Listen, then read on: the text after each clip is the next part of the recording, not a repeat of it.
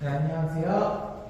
JSF 2026년 1학기 기말고사 덕서고 1 시험 분석 시작하도록 하겠습니다. 네, 안녕하세요. JSEDU 독서고 1 영어 담당 김세환입니다. 네, 독서고일 담당 김세환입니다. 안녕하세요. 수학 강사 양민철입니다.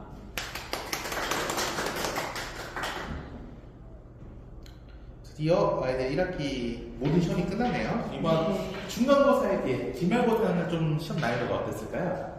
일단 영어부터 말씀을 드리면 아이들 입장에서 상당히 어려웠을 시험이라고 생각이 됩니다. 왜 그러냐면 이제 다른 학년이 중간고사와 기말고사에 어떤 형식 변화가 없었던 것에 반해서 이번 1학년은 사실 중간고사와는 좀 완전 다른 유형의 시험이 출제가 됐기 때문에 아마 아이들이 조금 놀랐을 것 같아요. 특히 이제 저번 중간고사 같은 경우는 어법이 문장으로 된 게 하나 있었더라도 26문제 정도였는데 이번에는 문제 수 자체가 어쨌든 36문제로 출제가 되기 때문에 아이들이 어떤 시간 관리 부담이나 이런 것도 좀 어려웠을 거라고 생각을 하고요. 그래서 이제 정말 전체적으로 이제 난이도를 좀 말씀을 드리면 부교재 같은 경우는 내용이 평이하게 그냥 출제가 되었습니다. 딱히 특별하게 어려울 거나 이런 건 없게 나오고요. 그다음에 교과서 같은 경우는 예상했던 범위에서 출제가 되었기 때문에 딱 사실 굉장히 쉬웠다고 생각이 되는데 이제 아이들이 좀 틀린 것들을 들어봤을 때 어려웠었던 게 이제 외부 지문인 것 같아요. 그래서 외부 지문이 단순하게 그냥 푸는 게 아니라 독해 스킬도 필요했고 그다음에 범위를 예상할 수 없었기 때문에 좀 난이도가 어렵다고 느꼈을 것 같고 그리고 10문장의 어법 때문에 어법이 약한 친구들은 좀 더 어려웠을 거라고 느낄 수 있어서 총괄적으로 중간고사보다 조금 더 어려워서 좀 중상 난이도의 시험이지 않았을까라고 생각이 됩니다.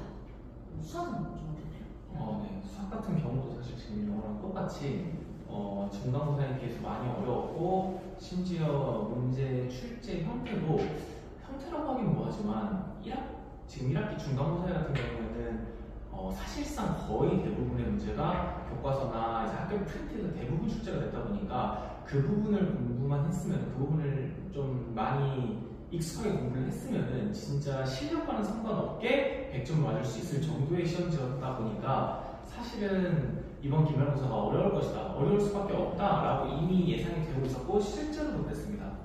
그래서 이번 기말고사 같은 경우에는 단순하게 그냥 교과서나 학교 프린트만 공부했을 때는 상당히 많이 어려웠을 거로 생각이 되고요. 동시에 약간 학교 시험 자체가 막 엄청 어려운 문제가 나오고 그다음 앞에는 엄청 쉬운 문제가 나오고 이런 것보다는 전반적으로 좀 어려운 문제들이 난이도가 어느 정도 올라온 상태의 문제들이 지배적이었고 특히나 이제 학교 프린트에서 나오는 유형들만 출제되지 않기도 했고 거기에 더해서 이번 기말고사 시험 범위가 중간고사에 중복해서 들어가는 부분들이 꽤 많아서 시험 범위가 꽤 많았는데 아무래도 이제 중복된 부분들은 학생들이 공부를 했고 나 시험 봤다 라고 생각하다 보니까 되게 그 부분을 간과하기 쉬운데 그 부분에서 난이도가 어느 정도 있는 문제들도 출제가 되다 보니까 실제로 시험을 보는 학생들 입장에서는 이제 끝나고 나서 봤을 때 시험 난이도보다 더 어렵게 느꼈을 가능성이 높다 생각합니다. 그러면은 늘 저희 쌤들 잘 적중을 시키시지만 이번 시험에서 좀 주요한 아니면 좀 눈여겨봐야 할 적중 문제들이 좀 있을까요? 영어부터 좀 말씀을 드리면요. 이번 시험에서는 저희 노트 나가는 패러프레이징 파트를 좀 강조를 하고 싶은데요.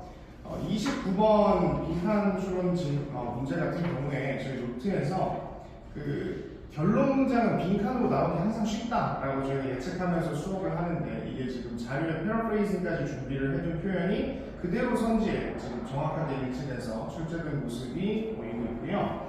그리고 31번 요양문 지문 같은 경우에도 본문에는 looking for attention이라고 나와 있는 부분이 요양문에 가면 publicity 이렇게 패러프레이징 되는 부분 이거 다 저희 파이널 및 변형 문제들에서 충분히 다뤘던 부분이기 때문에 선생님 말씀하신 대로 부교재 파트에서는 전혀 어려움이 없었을 것이다. 그냥 본 문제 그대로 풀어냈으면 된다라고 보여집니다.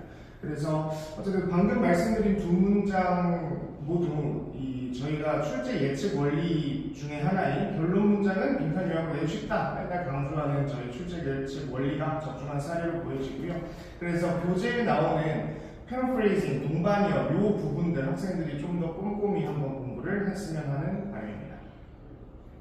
네, 수학 같은 경우는 마찬가지로 이 영상 뒤에 적중분석 파일이 올라갈 예정이니까 잘 봐주시면 감사하겠고요. 몇 가지 문제만 좀 찝어보면은 우선 16번 같은 경우에는 연립부등식의 정수의 조건 문제인데 이 부분의 경우에는 사실 연립부등식의 형태가 하나는 이제 절대값이 붙은 연립부등식, 절대값이 붙은 부등식, 두 번째는 2차 부등식의 연립부등식 형태로 문제가 나왔고 실제로 정수의 조건을 가지고 내는 문제인 것까지 똑같이 적중분석 문제에서도 나왔고 그 외에 이제 수업 시간이나 클리닉에서도 많이 다뤘다 보니까 학원에 있는 학생들의 경우에는 최소한 5번은 접해보고 다뤘을 만한 문제여서 그렇게 어렵게 보지 않았을 거다라고 생각을 하고요. 두 번째로 17번 같은 경우는 이제 이번 시험 경우의 수 문제에서 가장 난이도가 높은 문제였는데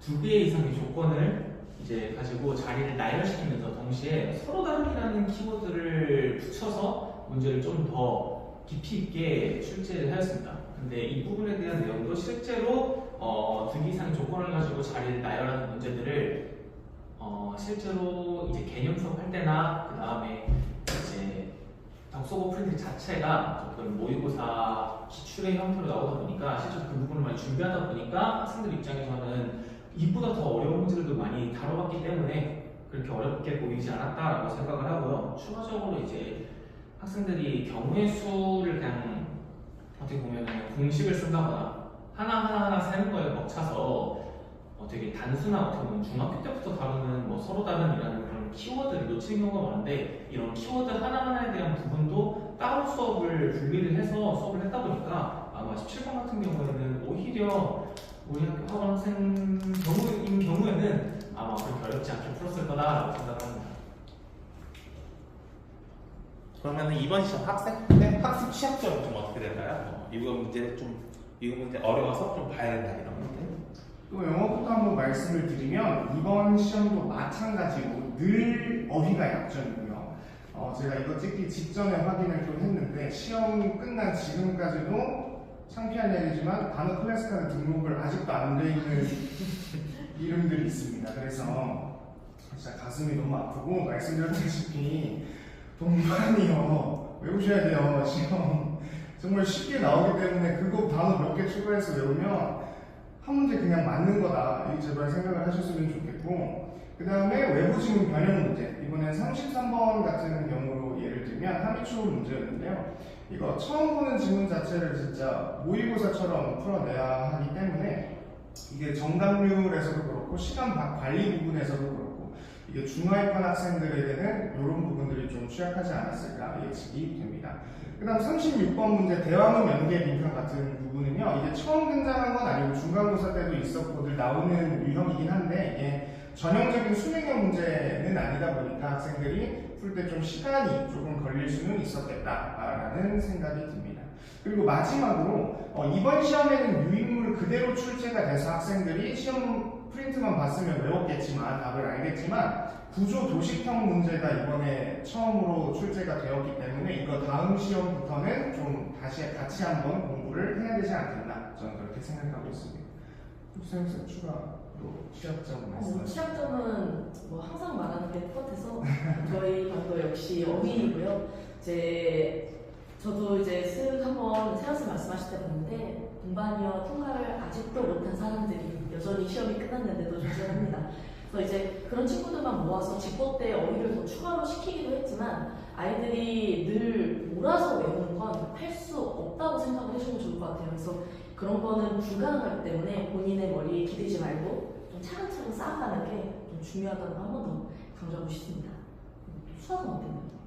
수학 같은 경우에는 아까 그 시험 난이도 설명을 할 때 말씀을 드렸지만 중간고사 때 워낙 교과서나 학교 프린트 위주로 시험 문제가 나오다 보니까 사실 되게 긴장도 안 하고 그다음에 그런 것보다 살짝 어렵지 않을까 정도로만 생각해서 준비를 하는 학생들이 많았다고 들었는데 실제로 중간고사 때 이제 만점도 되게 많고 평균이나 등급급도 굉장히 많이 높아서 난이도가 많이 어려울 거라고 예상이 되었고 그리고 실제로 지금 문제를 봐도 어떻게 보면 대부분의 학생들이 예상했던 난이도보다 훨씬 더 어려운 난이도의 문제였을 거라고 생각을 합니다.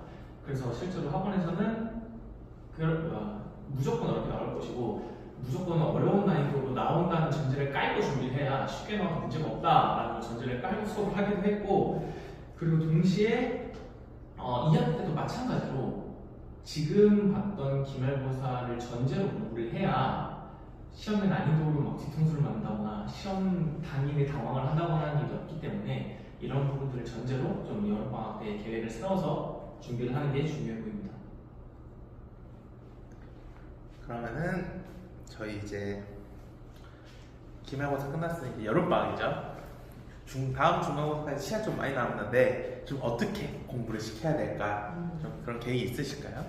일단 방학 커리큘럼인데 또 내신에 관련해서 하나 말씀을 드리면 중간고사에 비해서 이제 좀 내용 비중에 대한 수업을 늘리고 외부 지문 수업도 조금 더 많이 했던 게 기말고사의 아이들이 성적 향상이 굉장히 많이 됐습니다. 그래서 제가 이제 점수를 들은 아이들을 통계로 봤을 때 3분의 2 정도가 성적이 올랐기 때문에 또 2학기도 내신 때는 그렇게 대비를 할 것 같고요. 근데 이제 이런 것들을 대비할 때 결국 중요한 게 이제는 1학년이 벌써 반이 지났기 때문에 어법에 대한 수업 비중보다는 모의고사에 대한 수업이 조금 더 중요한 거라고 판단이 돼서 일단 방학은 이제 월수강 같은 경우는 이제 도피의 모의고사 위주로 진행이 될 예정입니다. 그래서 이제 모의고사 외부 지문이 나올 거라고 예측되는 걸 기준으로 하되 이제 고난도와 살짝 섞어서 진행을 하고 나머지 수업에는 이제 아직도 해석이 안 되는 친구들을 위한 약간의 구문독해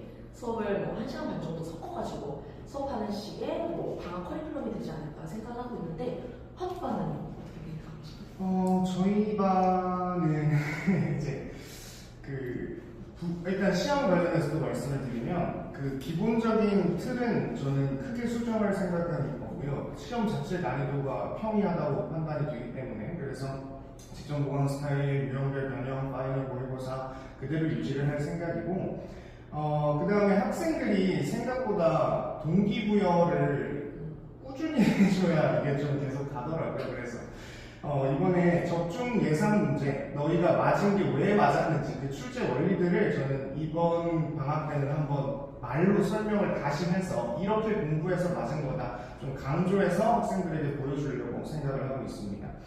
어쨌든 이번 기말 끝났다고 끝난 게 아니기 때문에 이번 시험에서 학생들이 확인했듯이 실제 시험에서 외부 지문 본 적이 있는 것 같은데 하는 지문들이 꽤 있었을 거거든요. 이거 우연이 아니고 저희가 지난 또 내신 대비 있기 전에 짧게 한 3주, 2주간 공부했던 지문들 그대로 그 풀이 통한 거니까 이번 여름방학 때도 똑같이 적용해서 공부할 생각이니까요. 그때 학원 빠지지 마시고 좀 꼼꼼히 공부 같이 해 나갔으면 좋겠습니다. 네, 수학 같은 경우에는 2학기 시험 범위가 이제 공통수학 2인데 이 공통수학 2 같은 경우에는 도형과 함수가 주가 되는 과목입니다. 그래서 실제로 지금 이 과목 같은 경우에는 도형과 함수의 수학적 해석이 안 되거나 그 부분을 어려워하면은 문제 난이도가 조금만 어려워져도 문제 풀기 되게 어려워지기 때문에 아마 이제 시험이 끝난 직후부터 여름방학을 통틀어서 그 부분을 좀 더 집중적으로 보강하는 수업이 진행이 될 것 같고요. 추가적으로 이제 수학은 사실 1학년, 2학년 올라가면 올라갈수록 난이도가 더 어려워지고 양도 점점 더 늘어나기 때문에 보통 여름방학 때 2학년 때 배우는 수학을 미리 좀 공부해보는 경우가 많은데 그래서 저희 학원에서도 대수와 미적분 1에 대한 특강을 좀 준비를 했고 그렇게 길지 않은 시간 내에서 어떻게 보면은 2학년 때 배우는 수학을 좀 가볍게 좀 맛봐보고 경험해보고 그리고 그게 실제로 어떤 식으로 문제가 출제되는지까지 볼 수 있고 그게 아마 여름방학 때 공통수학 2 외로 좀 더 준비할 수 있는 방안이 되지 않을까 싶습니다. 그러면은 이거는 이제 분석과 관련 없이 2관에 이제 저희가 오픈하고 한 3달 정도 수업 지났고 이제 방학 때도 이벤트 할 건데 좀 2관 어떠신 것 같은지 개인적인 일단은 첫 입구가 열리자마자 이곳이 제이스가 맞는가 제이스를 벌써 7년을 일을 했지만 다른 분위기였다고 생각이 들고요.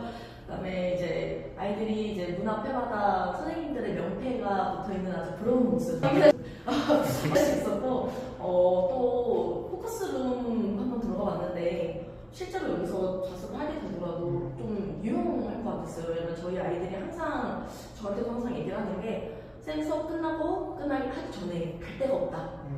그래서 이제 아이들이 밖에서 되게 이제 유랑을 하다가 이제 학원을 흘러들었는데 뭐 그런 거를 방지할 수 있다는 차원에서 좀 굉장히 좋은 시스템이 아닌가라고 해서 이제 수업을 하시는 민철 쌤이 부러운데. 센스는 좀 사실 저는 이제 둘 다 이제 보신 지 얼마 안 됐으니까. 그런데 원장님이 처음에 저 이제 오라고 하실 때 영어학원에서 네. 시작해서 이제 종합학원을 꿈꾸시고 그러면 영어가 메인이라는 뜻인데 지금 칠판 여기 제 방이고요. 이제 좀 쓸 게 많고 연달아서 이렇게 쭈루루루 풀이하는 경우가 많다 보니까 길게 조금 칠판을 만들어 주셨으면 합니다 했는데 원장님께서 적극적으로 이제 학생들과 이렇게 좀 수업 환경이 좋을 수 있도록 이렇게 만들어 주셔서 저는 매우 만족하고 쓰고 있습니다. 사실 애들이 제일 좋아하기도 해서 와보면은. 네. 언제 오냐고 말을 많이 하죠. 그래서 이거는 앞으로 방학 특강 같은 경우 이제 뭐 텐토텐을 아마 진행할 텐데 그거 하는 건 이관에서 이제 사용이 가능하니까 많은 관심 부탁드리겠습니다. 이상으로 덕서구 1학년 26년 1학기 기말고사 시험부터 마치도록 하겠습니다. 감사합니다. 감사합니다.